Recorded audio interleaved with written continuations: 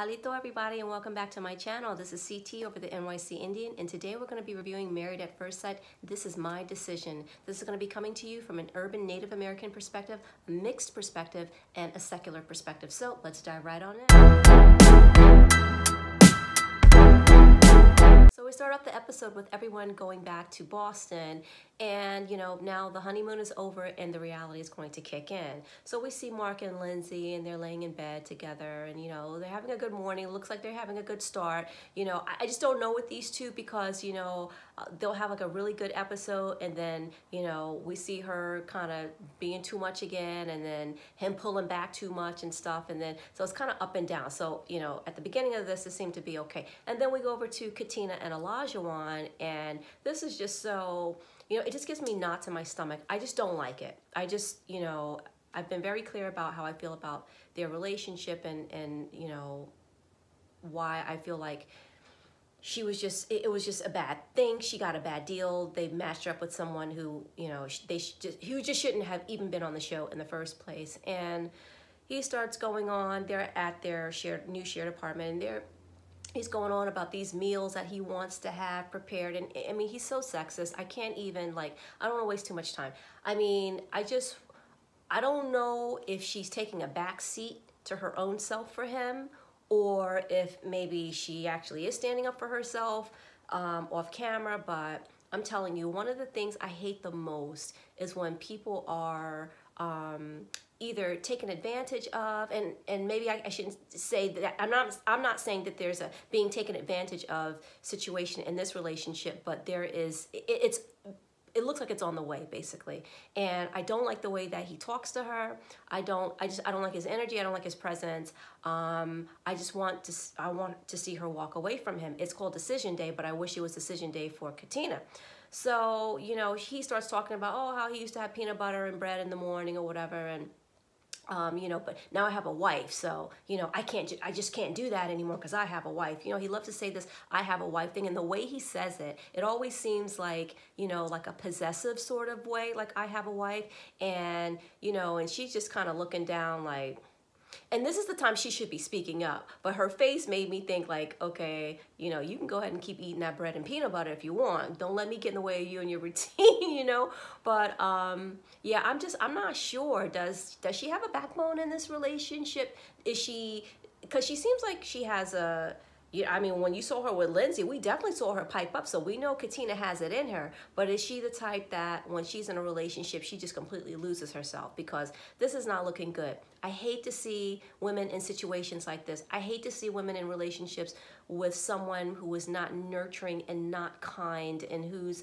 their words are so unsupportive and just, to the point of being toxic. And I hate to see that. I literally hate it. I mean, I almost want to fast forward through it, but I don't, because I want to see her dump him so bad. So yeah, that's them. So that's her first taste of reality back in Boston with her husband. So now we have Steve and Noi, and they're in bed for the evening and talking about their bedtime routine and stuff. So then she mentions that, her dog sleeps with her. And I was like, look, okay, here we go. All right, and he sleeps with her, and he is not comfortable with it. So let me preface what I'm about to say with that. It's a different story if both people want it. Now, let me tell you something. Okay, for anybody that's out there that has pets and you let your pet sleep with you, you have to understand that is not something that everyone is into. Even most people are into, and your sleeping routine is a very personal thing, right? And that's the challenge the challenges with cohabitating with another adult who already has their, routine set in place. Having an animal in your bed, first of all, I'm just not really understanding why that's a thing, but okay, fine, whatever. If you are in a new relationship with someone, why do you need to have that pet in the bed with you? I mean, listen, to each his own, okay? If he's okay with it and she's okay with it, that's a different story. But if one person does not want an animal in the bed, that should not even be a negotiable, because that's not a normal thing. And there's no way in hell, there's no way you couldn't pay me. You couldn't pay me to be in the bed with my spouse and an animal. It's not gonna happen. I mean, maybe unless the dog is like this tiny, and the bed is like covered with some kind of bed protector or something. It's just not gonna, I mean, for bedtime, for sleeping. So I think sometimes, you know, and I've been in Noy's corner up into the very, you know, I mean, since the very beginning. And you know, I know people will give her some slack because like she's very, you know, she's kind of childlike in some ways. You know, she kind of has like that fairy tale thing in her head. But you know what? Listen, she'll, you know, get older and realize that life is not a fairy tale. But you know, I don't think we should just be trying to kill people's joy because they're more of a innocent. And when I say innocent, I don't mean like she knows nothing, but she has a type of innocence about her. I mean, let's be honest, right? I mean, I have friends like Noy. They're just kind of cutesy and they really like cute things. And they're, you know, they're always like this when it comes to relationships and stuff like that. And hey, why not? Let's have some people in the world that are not like friggin' hard and cold and jaded like I am. So I appreciate the Noys of the world. But Noy, listen, today, on this particular topic, I am in Steve's corner 100% because there was no negotiation. There was nothing. It wasn't like, well, maybe can he just like, you know, in the early morning, like I'll let him out and then he can jump in for like 5 minutes, or maybe just on the weekends, or you know, maybe let me, you know, something, because Steve is saying, okay, well, why don't you just take like the little doggy bed and put it right beside your bed? I thought that was perfect. I thought that was like a honestly good compromise. I mean, I wouldn't even want the dog in the bedroom. I think the dog should sleep in another room, but he's being, you know, he's being flexible with that. I mean, there was absolutely no consideration. And listen, you all know I am up Steve's ass every week about not having a job. And that's a very true thing. I still feel that way. But the man still deserves to be able to sleep in a comfortable setting. And the whole reason you get a partner is so you have someone to sleep with, so you don't have to just sleep with your pets. I mean, like, Noy, like, what are you doing? I don't even understand that. Girl, you're going to have to learn how to negotiate. I mean, you got to negotiate a little bit on, I know people have their non-negotiables, but you can't go into a marriage with a person who does not want a pet, or at least a pet in the bedroom, and be like, okay, well, I'm absolutely not. No, if that's the case, you should have let the experts know that in the beginning so that they can match you up with somebody who has the same, you know, but well, we know that's probably not gonna happen. They'll match up the most opposite people. We have learned that the production and the experts they're absolutely brutal when it comes down to these matches. Katina and Olajuwon. But anyway, so yeah, she's gonna have to change with that. Absolutely not, girl. Are you kidding me? So now it's time for Mike and Jasmina to figure out where they're gonna sleep for the evening. Well, he's not thinking she's gonna be figuring anything out because he's just assuming that they're gonna be there together in the apartment, the shared apartment. But she hits him with a, I gotta go back to my place because my dog needs proper lodging and I didn't arrange all that in the beginning. You know, she's lying, right? That's an excuse. That's just a straight up excuse. She's not feeling him. They were never able to recover from that bad fight that they had. And, you know, at the end of the day, she's still not attracted to him. I really do believe, because of what she said in the earlier episode. She never came back and said, you know, now I feel it. I'm finally feeling an attraction. She's not into him. So let's see how many days she sleeps outside of the apartment and, you know, stays at her place. I think she's gonna probably just like ride it out, because I'm not sure exactly what the facts and figures are. And if anybody knows, please leave it in the comment below. If you know anybody that's been on that show or anything, especially recently, what are the fines that they get for not being together or whatever? Because you can tell sometimes when couples are just going through the motions because they don't want to have to pay the fine that they would have to pay if they don't finish filming. And yeah, so which is like part of the reason I feel like, what's her name? Alyssa was probably not wanting to leave Puerto Rico and stuff too because of something. Because remember on the after party, Alyssa was talking about, or no, what's her name? Lindsay was saying that she heard that Alyssa was on the phone, or she overheard Alyssa on the phone, something like that, about Alyssa speaking to her lawyer, finding out like what were the terms of the contract and how she could get out of it and stuff like that. So there's always that as a factor behind the scenes too, which we have to remember as viewers when you're seeing like a lack of chemistry on screen and you're wondering why they still continue to stay even though they're not treating each other the way that they should be treating each other. But I'm digressing with Alyssa and Chris. We'll get to them later. Ooh, we will definitely get to them later.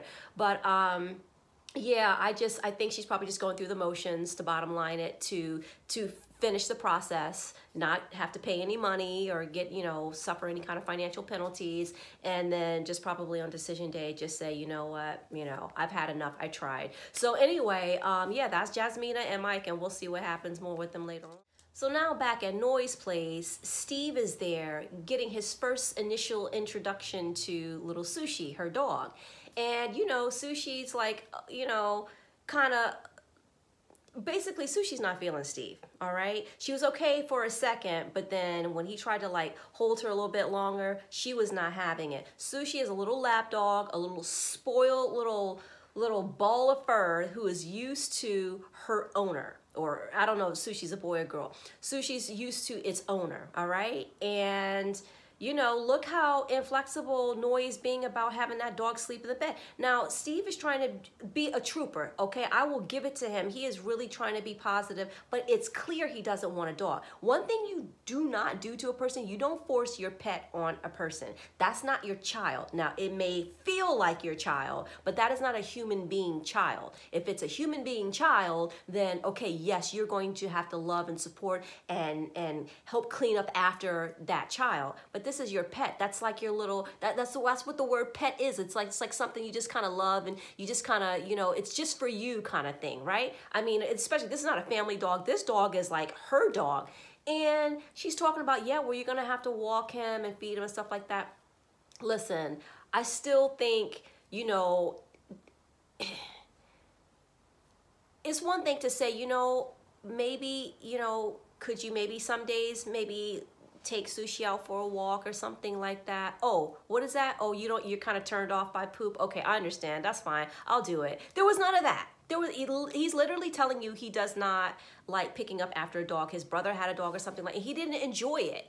Like, even, let's put to the side the fact that the man does not have a job, because right now at this particular second, the fact that he doesn't have a job it's something like in the background. It's not affecting the absolute moment because they're not paying bills and stuff. So other than the fact that he doesn't have a job at this moment, he's kind of like her perfect guy. So would you mean to tell me if he got a job next week and he doesn't want to walk Sushi, or, you know, Sushi doesn't like him, you're gonna what, get rid of him because of the dog?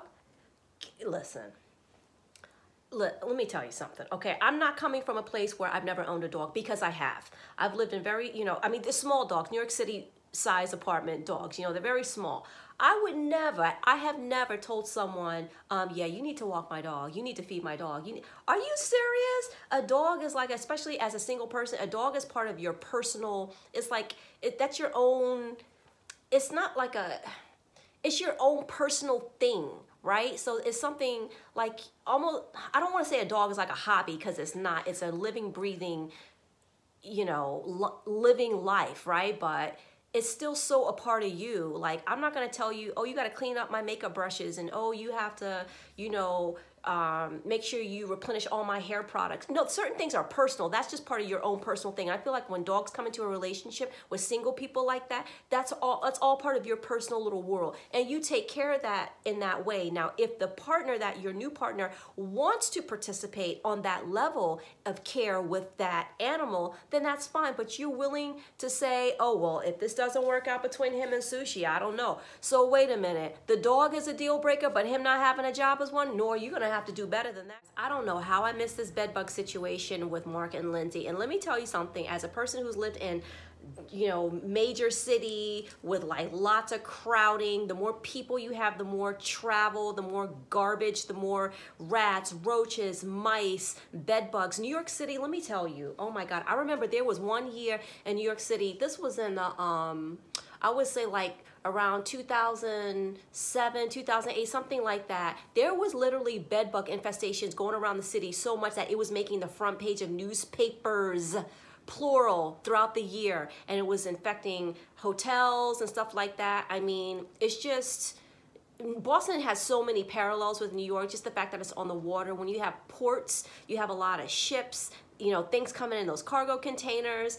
City life is nice, but city life can be absolutely filthy, and you can be the cleanest person. And what I felt bad about was that, because that happened to me one time, one of my friends who I had like, we had like this kind of larger apartment, and one of my friends wound up getting it. And it was literally just because putting, like sometimes when you hang up your jacket, like at a coat check, those things can go in. So, you know, word to the wise, if you ever go to like a restaurant or something, in New York we have coat check. I don't know in other cities, that, you know, how they do coat check or whatever. No, don't check my coat. Nope, no thanks, I'll keep it, because that's how bed bugs, they can travel and your clothing and stuff like that. So just like as a New Yorker, I felt her pain. I was like, oh my God, it's expensive. It's like, it's traumatizing, because you wind up having to throw away so many things. And because bed bugs don't just live in the bed.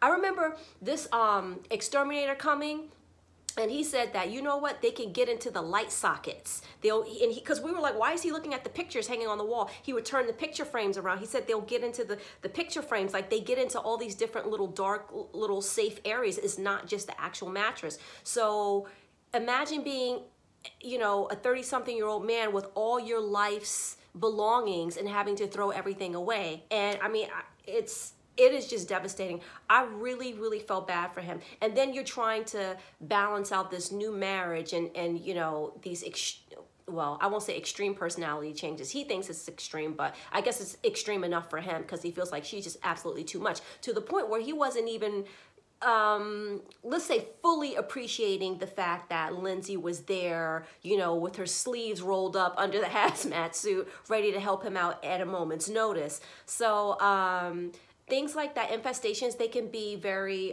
psychologically, they can be very draining. And I think that's it's such a horrible thing to have to endure when you just first, you know, said I do, right? And then it's happening while you're out of town. So he gave us the breakdown of the timeline on the after show. So he said that the bed bugs happened a couple of days before the actual wedding, and then by the time he was actually on the honeymoon, that's when his furniture was taken out. And then by the time he got back to Boston with Lindsay, then we saw there was just like very few things there. And you know, listen, people sign up to go on television for all kinds of things. He's thinking he's going to be documenting his marriage, and of course different things that go on in your life, you know, your day-to-day life, once that marriage and that life kind of meet up after your honeymoon. But nobody is preparing to be on national television with bed bugs. I mean, you know, and he said he was very embarrassed, because you can be the cleanest person. You really can be the cleanest person. It's really not a reflection on your hygiene. It can just happen. And next thing you know, once you get one and they spread, I mean, that's it. I mean, you literally have to like start your whole life all over. I mean, it's just terrible. I felt like, oh God, I mean, oh, it just makes you want to itch just thinking about it. But I feel so bad. And you know, she actually let him keep a couple of things.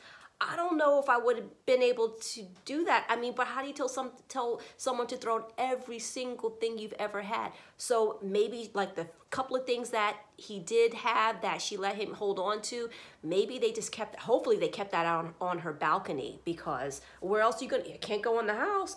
No way. Oh, I feel so bad. I felt bad for him. All right, so now it's time for Pastor Cal to visit the couples and basically give, you know, useless advice. I mean, how many times have we seen him encourage people to stay in relationships and just take abuse and tell the women, oh, but you know, I know he's treated you so bad, but that, you know, you're a strong woman. You're just, you know, you just hold on with that strength. Let me tell you something. I don't know what program he came through or whatever, but he must have like got a degree in struggle love. We don't need to be up here struggling, okay? It's nothing wrong with trying to blend two lives together and trying to make that work. But if you have toxic behavior, you don't encourage a person to stay in something like that. I know you're not trying to tell everybody just get divorced right away. I'm not saying that, but there have been so many couples, so many situations where you should have so clearly have said, you know what, listen, man, you just need to get out of here. The only one that really, really got on his nerves was Chris. And that was probably just because Chris made him wait because he was late coming to the filming. But, you know, I don't even want to go in too much to his advice because to me, his advice just is ridiculous. The advice with Mike and Jasmina, when Jasmine is sitting there saying he is verbally aggressive. I know you don't see it right now. It's hard for us to see. Again, like I said, because I do see some endearing qualities about Mike, but I still feel he's wrong for Jasmina. But if she's sitting there telling us that he shouts at her, and she goes, and he's denying it, and she goes, now Mike. When she hit her with the now Mike, I was like, oh no, that's a school teacher right there. Like, you know, she uses that same voice with her kids, right? And that also gave me a little bit more insight into how she's feeling too, because if she's getting into that like kind of school teacher mode, she is so freaking checked out at this point, man. So then, I don't know, he talks to Katina and Olajuwon, of course.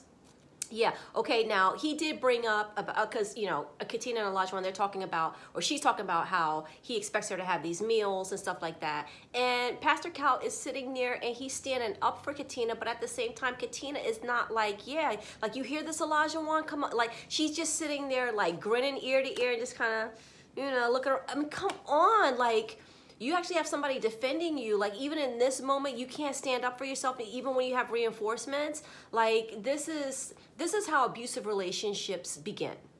You lose your voice. Next thing you know, because you're always trying to keep this person pleased, next thing you know, you're walking on eggshells. Eggshells turn into just actual fear, okay? And he's too erratic. He's too unpredictable. He's just so wrong for this.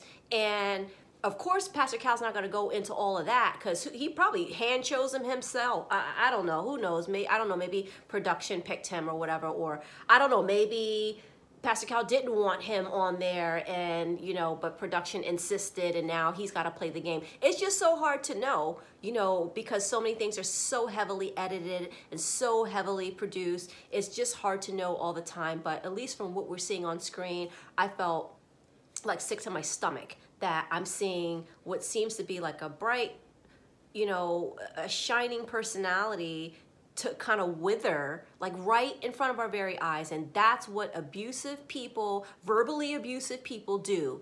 And verbal abuse, I mean, it can come in different ways. There's all different types of abuse. But right now, so far, he's been verbally abusive towards her. And Pastor Cal, he did mention about how he shouldn't have been talking to her like that on that horse. But he should have been harder with him. Okay, especially because Pastor Cal's always talking about all this. He wants to see all these couples of color to make it and stuff like that. Well, you know what? Get in his ass, okay? Let him know. He's not supposed to be acting like that. Or just tell her, you know what? Sorry, we made a mistake, okay? Just, you know, we'll dissolve the marriage. We'll annul it for you and give you a bonus. Please, that girl deserves a bonus for being set up with that guy after she said everything that she went through. And on the after party, they were saying there was some scene on the after party where they were talking about how Olajuwon would behave, and you know, they were saying about the interviewer was asking Katina, you know, like, oh wow, you know, like they were talking about if Olajuwon was in a roommate situation the way Mike is with two women, and how Katina was like, oh no, are you kidding me? That would never work. You know, he probably would have definitely slept with both of them. I'm like, girl, roll back the tape. Are you hearing yourself talk? Like, to say that about someone that you just got married to already, as a person who has survived all these relationships where you've been cheated on, and they give you someone like him, and then now you can't even imagine a scenario where he could just be like a decent person in a living situation with two women, you know, because she's like, oh yeah, he may have done threesomes and stuff with them. I mean, that is so I mean, like, are you serious? Like, that's like, they gave her trash. They just gave her trash. And, you know, like, she can't even defend moments like of his behavior. She just sits there like, yeah, that's how he is. Yeah. Are you kidding? Come on. And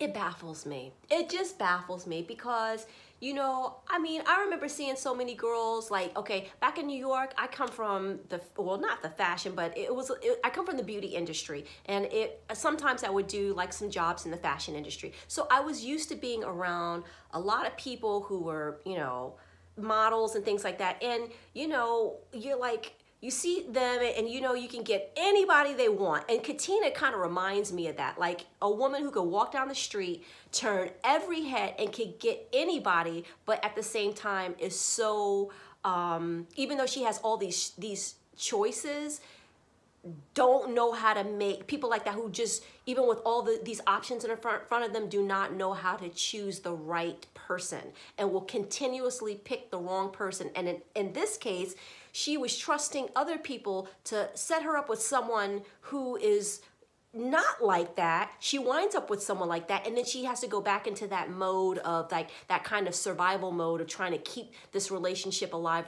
regardless of how toxic it is, and having to make excuses for this person. And you know,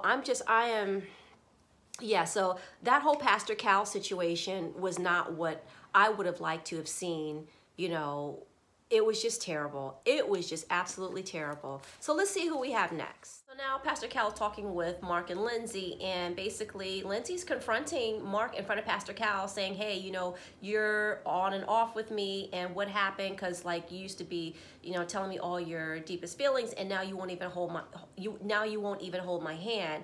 And you know, Pastor Cal gives his advice or whatever. And you know, I kind of thought, like, up to this point, like, you know, if anybody, even though I have had some concerns about if they're going to stay together ultimately, but I did feel like at least they would get to decision day and still stay together. I mean, I thought at least maybe to that point, because Mark is so determined to make things work. But you know, this is his second time, you know, applying for the show. He finally got selected. But you know, I thought maybe not for the long term, but you know, maybe at least in the beginning they'll still make it work, because he just seems so determined. But it's making it seem, it's starting to seem now like that's not even going to happen. I really feel like Mark is just, he's too overwhelmed, and all this stress from the move, and now he's got to completely rely on her basically, right? So, you know, because usually, even if, let's say, you know, before decision day, you know, they talk about what they're going to do, decision day, they say, okay, we're going to break up. Hey, you can go back to your own apartment. Mark doesn't have an apartment to go back to. So imagine how difficult that must be. So Pastor Cal's last visit is with Noy and Steve. So Noy is dead set on having 3 children, no matter what. And that's because of, you know, she's one of 3 children. I guess other people in her family had 3 kids. So to her, that's like the magic number. And, you know, she kind of has that fantasy thinking in her mind, right? And then Steve says, well, hey, well, you know, why does it have to be, you know, the number 3 necessarily? What if we have a special needs child that requires more care? And she's just like, well, I never thought of that. And you can tell she hasn't put that kind of thought into it, because she's just like, I want 3, and she's like, and I'm not budging on that 3. It has to be 3. Life doesn't always work out that way. We can have like a deep desire to have a certain amount of children, but it doesn't always work out that way. Who even knows, you know, Pastor Cal, listen, finally we get some good advice out of this guy. He finally earned his paycheck with this particular segment, and says, hey, you know, well, what if there's issues with, you know, special needs or infertility? I mean, there's all kinds of things that can happen. And I'm glad he said that to her. And, you know, Steve, he's like, you know, the unemployed vagabond that's like going all around America in his van, sometimes has the most moments of clarity on that show. Like, you know, the telling I love you in 3 days, and like, you know, he's trying to explain to her about having children and stuff like that. And you know, that could be just fear on his own, you know, just not really wanting to settle down. It partially could be that. But at the same time, it just, like, as an argument, it just really makes sense what he's saying. And then we get to the crux of the issue. Okay, finally, this comes up. And Noy breaks down, and she's like, you know what? I'm really scared because I don't want my kids to ever have to worry about money. And Pastor Cal, you know, finally says something good. He says, you know, listen, considering her background, are you kidding me? I mean, listen, the guy, Steve, grew up totally different. I mean, that is such a different world. You can't just put 2 people together because they're Asian. I mean, when the hell is that supposed to work? Hello, the girl grew up in a refugee camp, okay? She needs somebody who's going to have stability. And not only that, you know, you have to consideration to different people's cultures as well, even if she didn't come from a refugee background. In certain cultures, they expect you to make certain kind of money, certain kind of job, and you just have to take that into consideration and not just be like, well, I'm just not going to work kind of thing. So, you know, I'm glad Pastor Cal said that, but the only thing that Pastor Cal should have said was like, you know, look, you know, when we had you come on the show, we thought you'd have a job. I mean, something like that. I just need to know, you know, I wanted him to say more. I wanted him to go harder on these men on this particular episode. And I want to know exactly how Steve got through this process, the vetting process, being unemployed. I mean, you know, and Steve was saying, well, listen, you know, I can do, you know, with freelance and things like that. I mean, I can definitely, you know, make money and then, but, you know, it's not going to be like some huge worry or something. I mean, that was the vibe that I was getting from what he was saying. And then when they panned over to him in the confessional, oh my God, did you hear what he said? He says, well, you know, at this particular time right now, I mean, yeah, I can do freelance and stuff like that, but you know, a full-time job, I mean, it's just not going to allow me to create. I said, what? It's not going to allow you to create. Are you serious? Are you really serious? Right? It's not going to allow you to create. Listen, let me tell you something, okay? I'm a creative person. I was born with that side of my brain where I can make things, I can paint, I can color. I'm, you know, the logistical part of the brain is more of a struggle. But you know what? I still knew that if my art and my creativity wasn't fully able to support me, then I also had to use other parts of my brain. That may even be a struggle. Listen, I understand if you're a creative type, that's okay. No one's telling you to hamper your creativity. But listen, you're gonna have to get out there and be creative and make a paycheck. You got a wife. What the hell is wrong with you signing up for a show and you're gonna sit there and literally say, and listen, Steve, I've been giving you the benefit of the doubt for the you know, the first few reviews that I did. I said, you know, I'm worried about the fact that he doesn't have a job, but let's see. Maybe he'll do, you know, maybe this, maybe that, giving him the benefit of the doubt. And he sat there on camera, on national television, with a brand new wife who comes from a refugee background, people who have to work their asses to the bone. You're gonna sit there and say that if I get a full-time job, it will not allow me to create. I said, I'll be goddamn. Listen, Steve took me to a whole new level. I've been on these other guys, okay, for this particular season, but Steve is probably, listen, Olajuwon is #1 as far as like should not have gone on this show, and Steve is probably #2, all right? Or at least, no, I can't even say no. Listen, I'm so sick and tired of people giving them the benefit of the doubt, and then you get completely disappointed in the end. I was so let down because, you know, I had hope for Steve. I was just hoping, but I knew it was a long stretch because I'm like, maybe he's this, maybe he's that, you know. But why would you sign up for this process knowing that you don't have work? Maybe this, maybe that. I'm so sick of it. Steve, I am done with you, okay? Let me tell you something. If you don't get a job like yesterday, forget it. I'm not even going to talk about you in my reviews anymore. Because how are you going to hurt this girl? You're having a serious conversation about having children.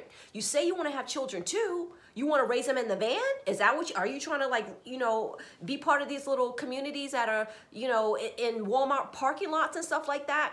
You have a good job. You have a good education. Don't you want the same thing for your children? Like, unless you don't want kids and you're not saying it, maybe that's the case. Because look at how he's acting with these dogs. Steve is being so kind and being very sweet about this dog Sushi that you can tell he's not into, right? But he's still kind of going along. And I understand that there's a little bit of give and take and acquiescing you have to do in a marriage, especially a new marriage to a stranger. But you need to speak up and say, listen, I'm not anti-dog, but I don't really see myself taking care of a dog. So you can have Sushi, no problem, but we're gonna have to have some kind of arrangement. Sushi's not gonna be able to sleep in the bed, right? Say what you need to say. Maybe he's also acquiescing on this baby thing too. Maybe he doesn't even want kids. I cannot imagine a guy who travels that much or has no interest, no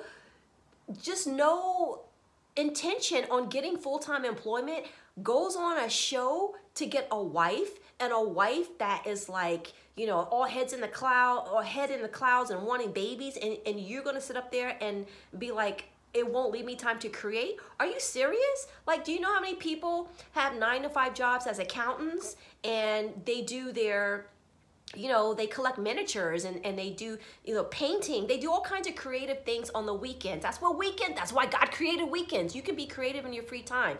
Lots of people do it. It's not something that is absolutely just like impossible, and I mean, it doesn't sound like he comes from a kind of industry where he would be working at 3 a.m. or something. I mean, he couldn't get a 9-to-5. Like, listen, this is just, Steve, you have really done it for me this particular episode. I am so done with you. Well, apparently the holidays came early and we didn't get the Christmas card because apparently Alyssa and Chris, as they sit down with Pastor Cal, let us know that, hey, well, she says, oh, I want to change things. Now she wants to change, right? And then Chris is just looking like, yeah, all right, yeah, this is my decision day. Mic drop. He's like, I'm out of here. He couldn't stand any more of her her behavior, because that was abusive, the way she acted. Now, she was also verbally abusive and abusive maybe.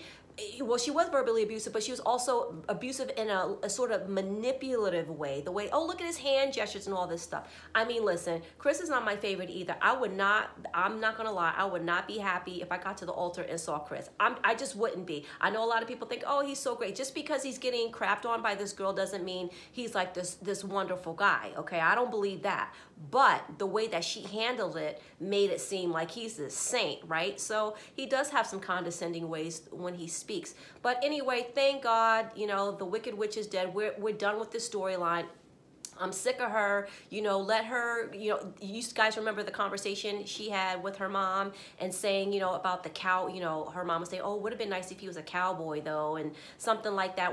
And then her mom asked her about the core differences, and she starts talking about how he's anti-police because, I love the police, I love them. And like, he's all about defunding the police. That's some BS. That's her excuse. Okay, because she's just not physically into him. All right. Now, the thing is that if you wanted a cowboy who was gonna, who's anti-defund the police, girl, why didn't you go to farmers.com or go to, republicansmate.com or, trumpmates.com or something like that? Why didn't you do something like that? You could have easily found, it sounds to me like you just wanted a Republican and he just seemed a little too liberal for you. And if that's the case, well, I guess that's your right as an American, but I'm glad I don't have to talk about you anymore. So guess what, guys? Alyssa and Chris are finally done. I hope they don't even bring them back for the decision day. I don't even want to hear any kind of report. I don't care how she's doing. Let her go off and go to a convention and go find somebody over there. She turns me off, absolutely off. I never hated her, but after she made that comment, like, are you serious? And I mean, listen, hey, I am a woman who's both of Native American and Black heritage. Defund the police is a very sensitive topic in the communities that I come from, and it does not mean that you are anti-police. It does not mean that you want to, when someone breaks into your home, you want to pick up the phone and hear somebody say, sorry, we're not going to come to your house because you don't support the police. That is BS. She's completely uneducated on the topic, and because of that, I absolutely have decided that I want to waste no more time with this woman, okay? She has completely turned me off. Chris is a little bit of a turn off too, but you know what? Hey, after this, his DMs will be full. He'll meet somebody, and I'm sure he's probably dating now. He's probably married already. Who knows? But anyway, we will talk next week, guys. Thank you so much for tuning in, and you guys take care of yourselves. Let's see what happens. Let's just keep our fingers crossed that maybe we get one successful marriage out of this or a job. We'll see. We'll see. Anyway, you guys take care. Che pisa la cho.